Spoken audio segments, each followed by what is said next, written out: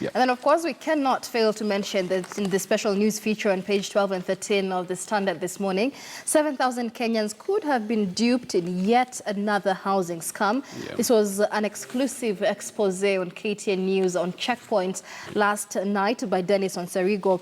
So, Bishop David Ngare, the chairman of Housing Sacco, who is also the Kiambu gubernatorial aspirant, seems to have begun a particular deal where 7,000 Kenyans signed up to own a home that is now turning up to be a scam. And this, of course, was revealed last night. Many Kenyans very shocked about the situation.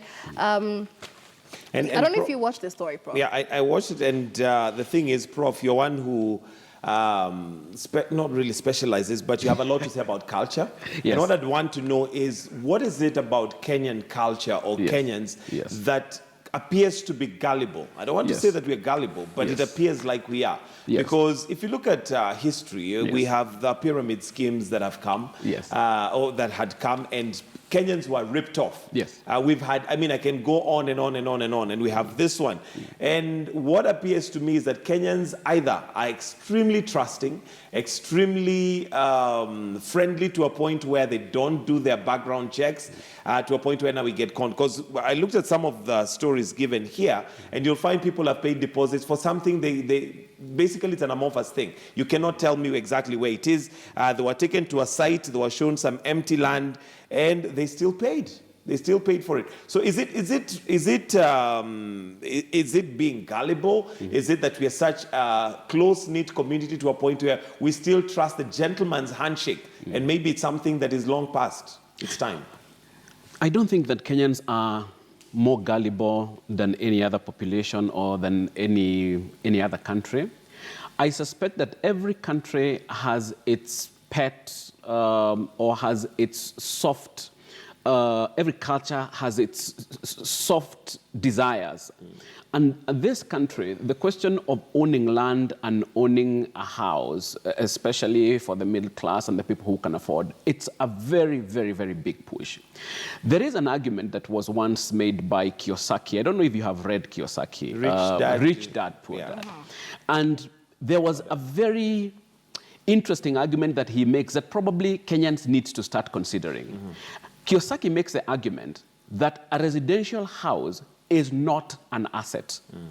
In this country, a residential house has been pitched as the most important thing that you can have in life. And therefore, people are willing to pay an arm and a leg, believing that this is the most important thing that you can have in life. And economics speak against a residential house.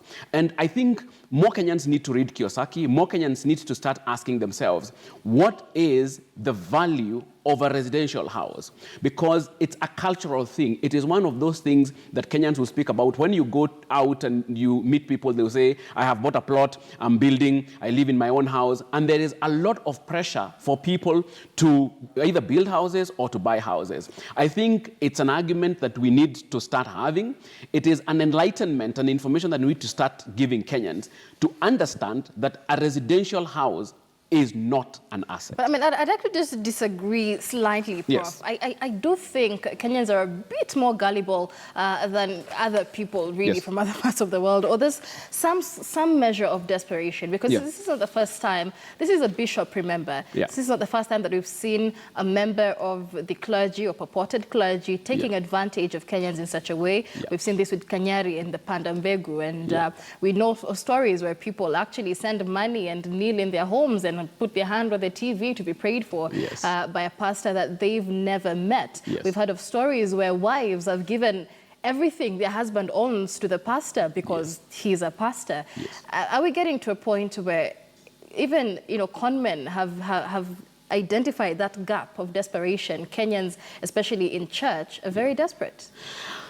I have a lot of faith in Kenyans, Michelle, and therefore I find it very difficult to make an argument about their gullibility or about their desperation or about their poverty. I think that ultimately we will have to believe in the people for us to bring change in this country. Having said that, I think one of these days we need to do a show on what the effect of religion and religious men is on society, because there is something to be said about the fact that we are talking about an issue that is very close to the people's hearts, that is owning a home. And then we have a pastor who uses that issue, knowing how close it is to the hearts of the people, to rip off people. So I think it's a bigger issue than we can articulate here. Yes. But ultimately, the hope for this country is in the people. Number two, we need to start interrogating our culture and the things that it holds dear, to ask ourselves, what are the alternatives? Absolutely. Right. And you know, they say religion is the opium of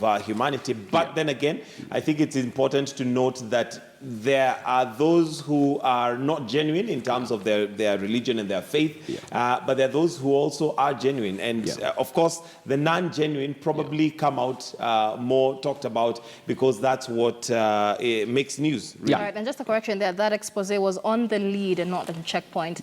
And the lead will be repeated. A playback will be coming in the course of the day. Yes. Right.